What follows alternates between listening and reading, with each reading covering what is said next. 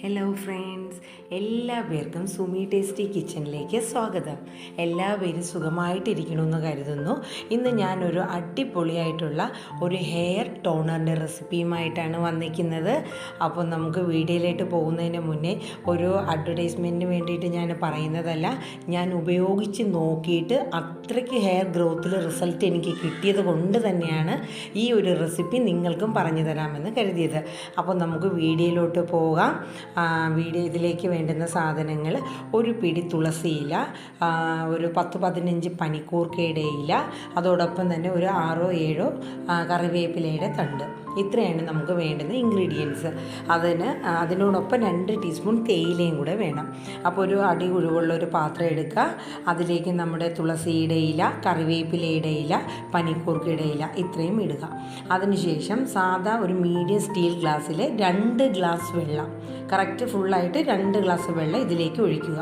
അതിനുശേഷം ഏത് കമ്പനി ആയിക്കോട്ടെ 2 സാധാ തേയില, 2 ടീസ്പൂൺ തേയിലയും കൂടെ ഇതിനോടൊപ്പം ഇടുക. എന്നിട്ട് ഗ്യാസ് സ്റ്റൗ ഓൺ ചെയ്യുക. അതിനുശേഷം ഒരു മീഡിയം ഫ്ലെയിമിൽ വെച്ചിട്ട് ഇത് നന്നായിട്ട് തിളയ്ക്കുക. നന്നായിട്ട് വെട്ടി തിളച്ചുകൊണ്ടിരിക്കുക. മീഡിയത്തിൽ വെച്ചാൽ മതി ഫ്ലെയിം. ആ ഒരു രീതിയിൽ നന്നായിട്ട് തിളച്ച് വരുന്ന സമയം ഒരു സ്പൂൺ ഉപയോഗിച്ച് ആ ഇലകളൊക്കെ നന്നായിട്ട് താഴ്ത്തി കൊടുക്കുക. കാര്യം വെച്ചാൽ ആ ലീഫിലുള്ള ആ ഒരു സിറപ്പൊക്കെ നന്നായിട്ട് നമ്മുടെ വെള്ളത്തിലോട്ട് ഇറങ്ങാൻ വേണ്ടിയിട്ടാണ്. എന്നിട്ട് ഏകദേശം ഒരു 10 മുതൽ 15 മിനിറ്റ് വരെ ഇത് നമ്മൾ തിളപ്പിക്കുക. നല്ലൊരു സ്മെല്ലും ഒക്കെയാണ് വരുന്നത്. അതിനുശേഷം തീ ഓഫ് ചെയ്ത് ഇത് നന്നായിട്ട് തണുത്തതിന് ശേഷം ഒരു അരിപ്പയിൽ അടിച്ചെടുക്കുക.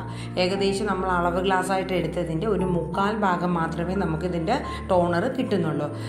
ഒരു നല്ല ഒരു സ്പ്രേ ബോട്ടിൽ എടുത്തിട്ട് കഴുകി വൃത്തിയാക്കി ഈ ടോണർ തണുത്തതിന് ശേഷം അതിലോട്ട് ഒഴിക്കുക. സ്പ്രേ ബോട്ടിലാണ് കൂടുതൽ ബെറ്റർ. കാര്യം എന്താണെന്ന് വെച്ചാൽ നമ്മൾ സ്പ്രേ ചെയ്യുമ്പോൾ നമ്മുടെ സ്കാൾപ്പിലൊക്കെ നന്നായിട്ട് അപ്ലൈ ചെയ്യാൻ നമുക്ക് പറ്റും. അപ്പോൾ ഈ ടോണർ നിങ്ങൾ യൂസ് ചെയ്ത് നോക്കണം. വളരെ നല്ലൊരു റിസൾട്ടാണ് നമുക്ക് കിട്ടുന്നത്. ഏകദേശം ഒരു 1.5 ആഴ്ചയ്ക്കുള്ളിൽ തന്നെ നമുക്ക് ആ ഹെയർ ഗ്രോത്തിൻ്റെ വ്യത്യാസം അറിയാൻ പറ്റും. അത് മാത്രമല്ല, നമ്മുടെ മക്കളുടെയൊക്കെ തലയിൽ താരൻ അല്ലെങ്കിൽ പേനിൻ്റെ ശല്യം ഇതൊക്കെ മാറിപ്പോവാനും ഈ ഒരു ടോണർ വളരെ ബെറ്ററാണ്.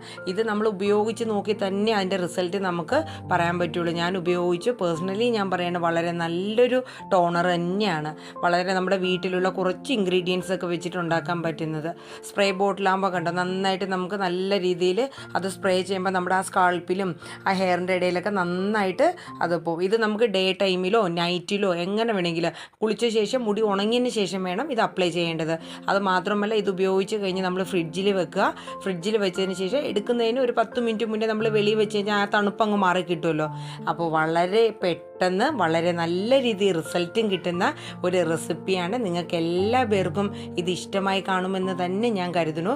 എൻ്റെ വീഡിയോ കാണുക, ലൈക്ക് ചെയ്യുക, ഷെയർ ചെയ്യുക, സബ്സ്ക്രൈബ് ചെയ്യുക.